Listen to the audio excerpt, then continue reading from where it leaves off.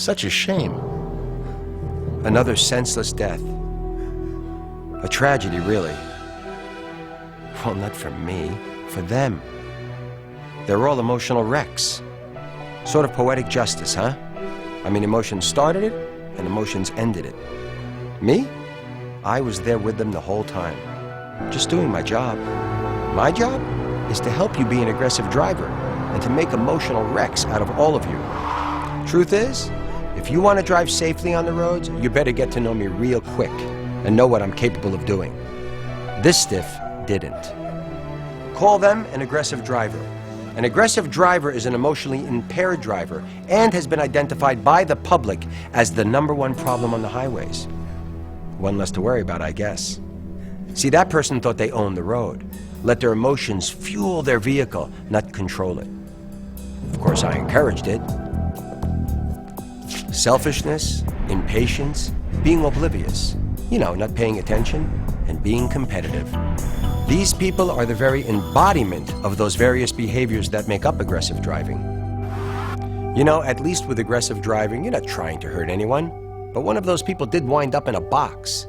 They experienced the ultimate in bad driving behavior, road rage. See if you recognize any of these people or their driving behaviors. I'll be out of your way in a minute. Come on. Can we move this thing along, please? I have no idea what these people are honking at. Come on, move aside, buddy. Man, you're slow. Shut up. Pass me already. Recognize anything? Did it seem familiar? Think about it. Most of you are able to remember to behave yourselves when you're in public. But behind the wheel of a car, and come on, you're anonymous driving along in your tons of metal and glass, aren't you? So let's get real. Sometimes you forget yourself. Sometimes you have a momentary impulse to forget right from wrong, to just do whatever you want to do for no reason except that you want to. You might not know it, but those are the moments that you and I are especially close. Those moments when I help you to ignore your normal ideas about right and wrong. Or maybe I just help you to forget them altogether.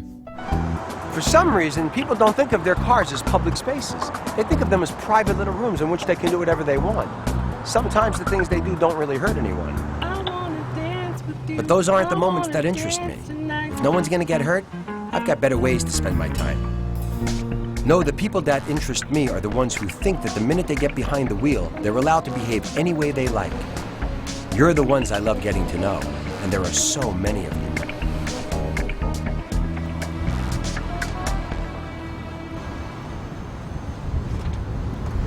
Right now we're riding with Monica.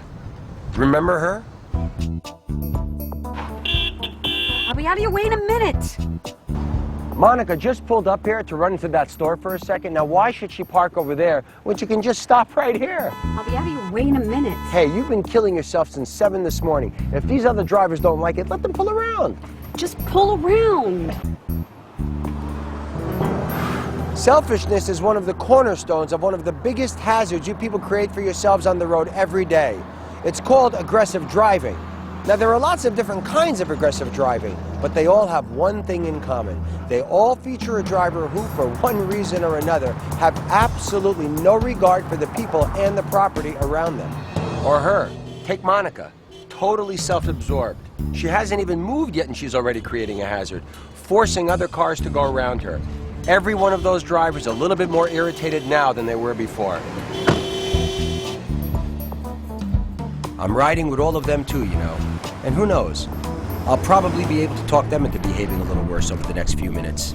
Disregard can be contagious, Now, if I can get Monica to cause this kind of trouble sitting still, imagine how much fun I'm going to have with her once we get rolling. Go ahead and pull out. And don't bother checking your mirrors. Anybody who's behind you can watch out for themselves. Nice! Let's see what other fun we can have. This place is full of nutcases. We better get out of here pronto. And don't worry about that stop sign. Stop signs in parking lots aren't real.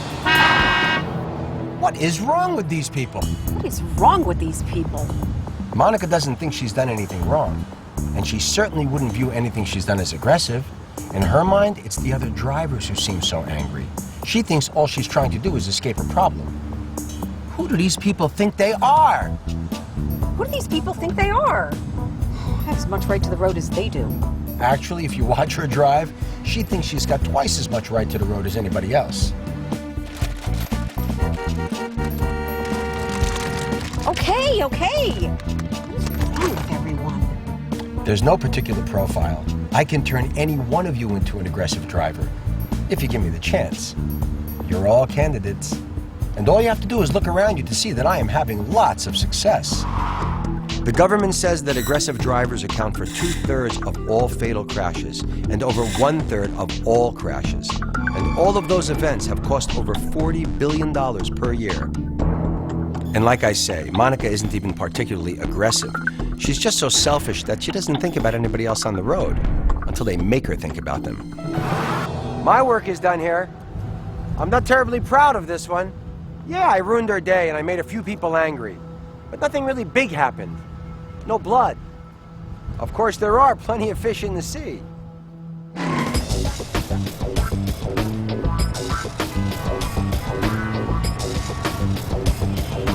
This is Stanley.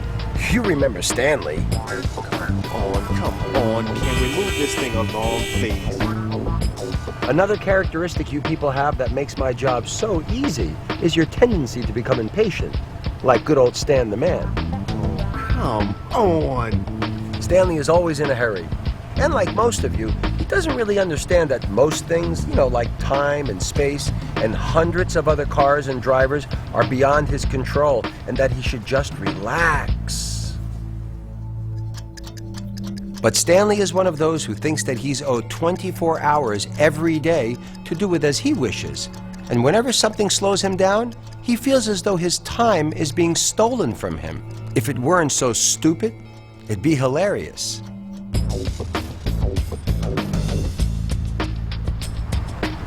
Stan, what is wrong with these people?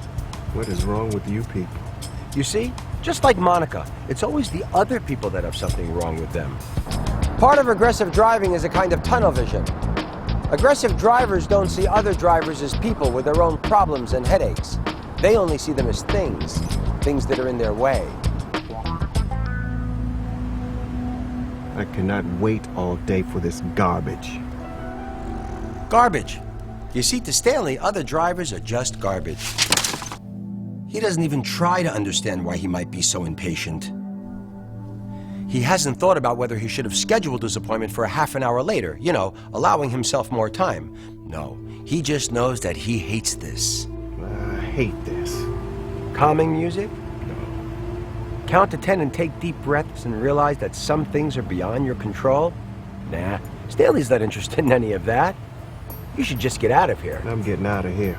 And now, Stanley is going to do some of my favorite things. He's going to tailgate the driver in front of him. Driving way too closely so that the vehicles are practically touching. And when he sees any kind of an opening, he's going to swerve into it without even signaling.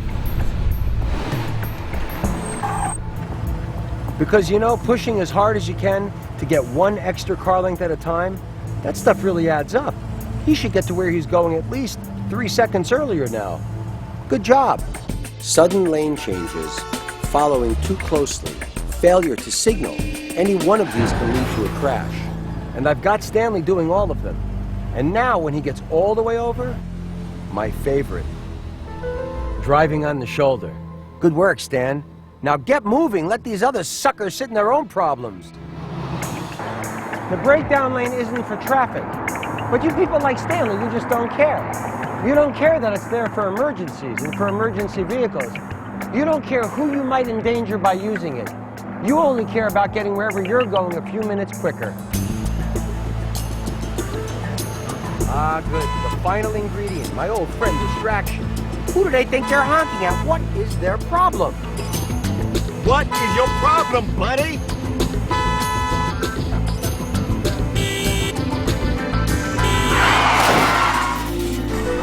Surprise!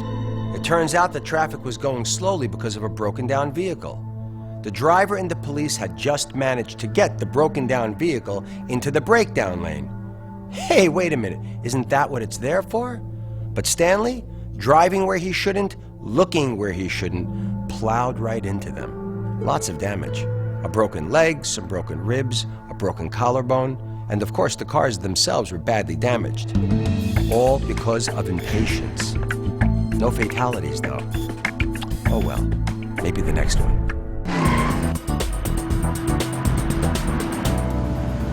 I will, but I'm driving right now. There's a ton of people on the road. This is Lynette. I like to think of her as Queen Oblivious. She has no idea what's going on around her, and she couldn't care less. Remember her? I have no idea what these people are honking at. Gotta love those cell phones. You see, aggressive driving is often the result of various distractions. You saw what happened to Stanley when he took his eyes off the road. Of course, by then he had already made plenty of mistakes, but cell phones and other digital devices make my work very easy. Right. But hey, hold on, wait a second. I got a call coming in. Hold on. Maneuvering a ton or more of steel at speeds which can approach 100 feet per second is a full-time job. Even when you're giving it your full attention, it's hard work. But the moment you perform a non-driving task that distracts you, you're just begging me to get involved. You know, things like cell phones, GPSs, music players, maps, newspapers, and business reports. Even if the person sitting next to you is talking like this. Lynette, don't forget the other line. Don't forget the other line, Lynette. Lynette! Could you hold on half a second? Honey, I swear I'll be back in one more minute. One more minute. Okay, I'm back. As far as I'm concerned, any distraction Honey. is a good No, distraction. I have no They make my idea. work a lot easier. Oh, Think gosh, about it. it's If you're giving 100% of your attention to driving, you're making approximately 400 observations per minute, and you're making about 40 decisions based on those observations. For every distraction you let in, like say talking on a cell phone, you can't help but miss some things you should have observed. Yeah, honey, Once you I'm miss the almost there. observation, you robbed yourself of the chance to make the correct decision. And sooner or later, Yep. I'm having a good Talk day. to you later. One of the things that Lynette has failed to observe is that she's driving in the far right lane with merging traffic from on-ramps every half mile or so. Now, she's not planning on exiting anytime soon, which means she should probably be in the other lane. But her mind is filled with cell phone chatter, and she's not paying attention. In essence, she's blocking other drivers who are trying to merge, but she doesn't even realize. Like I said, oblivious. She has no idea why these people are honking. What is wrong with these people? What is wrong with these people? Here's a perfect illustration of distraction. It occurs to her to move into the other lane. But remember, she's not only driving, she's also juggling two separate conversations. So not only does she not signal, it gets worse. I can't answer that for you right now. I have no idea where. I don't know. Wait a minute. What? And now she's halfway between one lane and another. And she's forgotten what she's doing. If you were on the road with her, she might look to you as though she were driving under the influence. And she might as well be. Study after study has proven that talking on cell phones, even hands-free cell phones, impedes driving exactly the same way as 2 shots of liquor.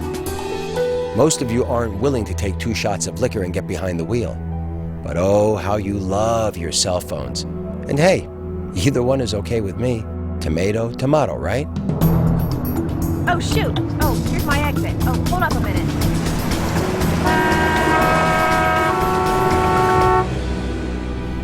That was very disappointing. The two of us were working very well together, and I still couldn't manage to close the deal.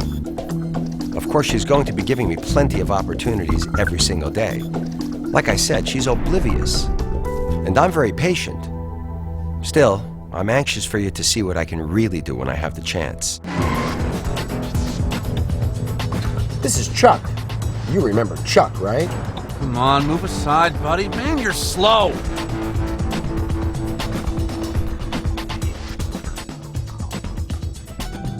Chuck is one of my favorite kinds of drivers. Oh, sure, the selfish ones, the oblivious ones, the impatient ones, they're all useful to me. But Chuck is the best because Chuck is competitive. Right, Chuck? Do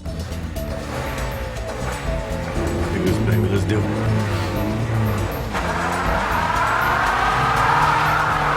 Way to go, Chuck. Isn't he perfect?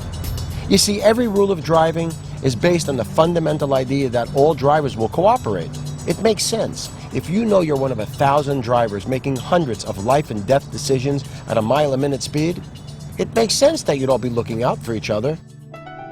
But not Chuck. Chuck doesn't want to cooperate. Chuck wants to compete. Chuck wants to get wherever he's going faster than the other guy, even if it's by 1 car length. So he's always the guy who's weaving in and out of traffic. Hey, there's a hole, you can get in over there.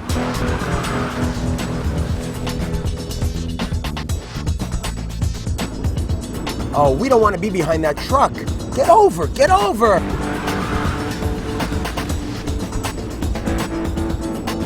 Chuck will tell you he's a terrific driver. He'll tell you that he's 100% focused on the road. And he is. But the best thing about it is that he's mostly focused on where he is on the road. And some imaginary checkered flag in his head. Chuck's the guy who's always following too close. Come on, Grandpa, move it. Or running red lights. Oh, come on, stay yellow, stay yellow, stay yellow, stay yellow, yellow, yellow, yellow. I can't believe how short that yellow light was. You didn't have a choice, you had to keep going. That was close. He'll even run stop signs, cut people off, pass on the right, even pass on the shoulder. Almost anything to get a few feet in front of everybody else. After all, getting wherever he's going a half a minute sooner is critically important. Come on, let's go, baby. One of the really great things about Chuck is that he isn't just trying to be the fastest. He's trying to be in charge of the whole road. And he sees every other driver as the enemy. Sometimes he likes to beat them by staying in front of them, but other times he likes to teach them a lesson. You want some?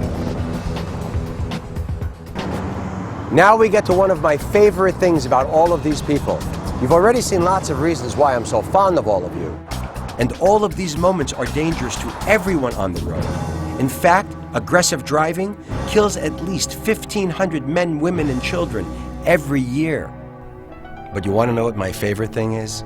It's the way one instance of aggressive driving can trigger another instance of aggressive driving and then another. Until that last domino falls, we have something called road rage.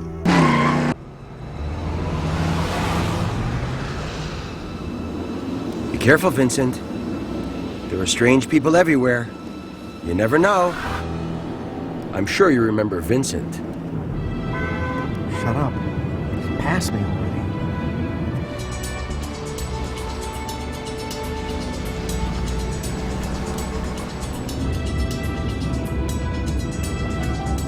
It's like I was saying, when driver A behaves aggressively, he can make driver B angry.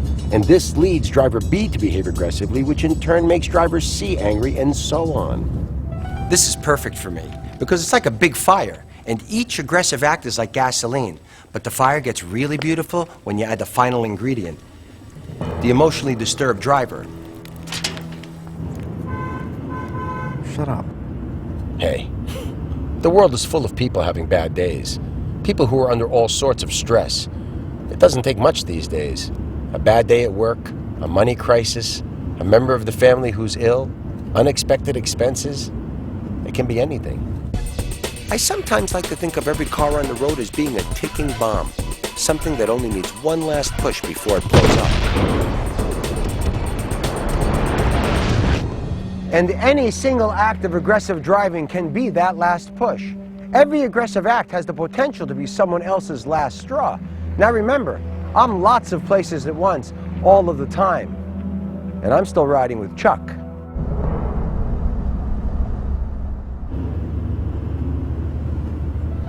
And here we come.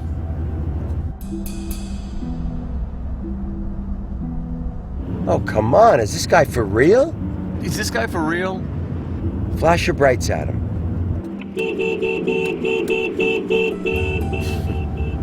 Chuck must be in the mood to be Vincent's last straw.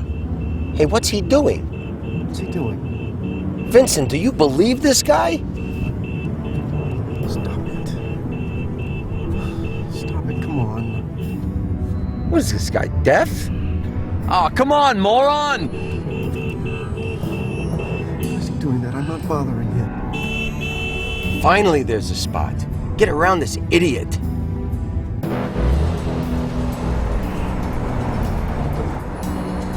Get off the road, idiot!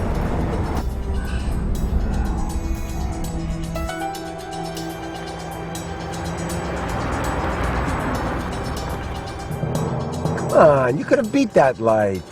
Shoot, I almost had it.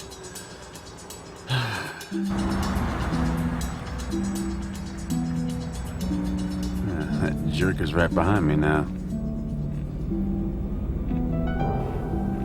Can you believe that guy? Honking and scaring you? Stupid. Stupid. You shouldn't do that. Can't believe you're gonna take it.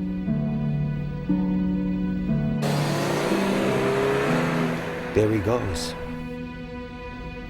Get him.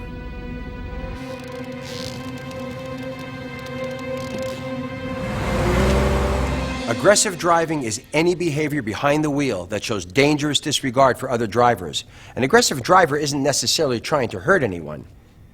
You just don't care about anyone. But road rage is different.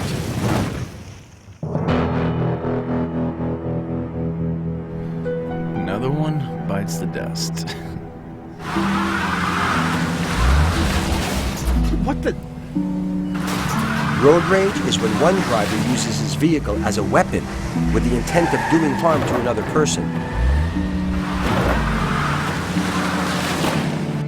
And road rage is the last domino which aggressive drivers risk every time they ignore the drivers around them.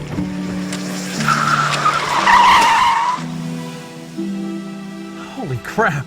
Is this guy for real? What the hell's wrong with you? Hey, nutcase! I'm calling the cops. You are so paying for the damage. This is gonna be perfect. Yeah, pal. Keep coming. You're gonna be sorry.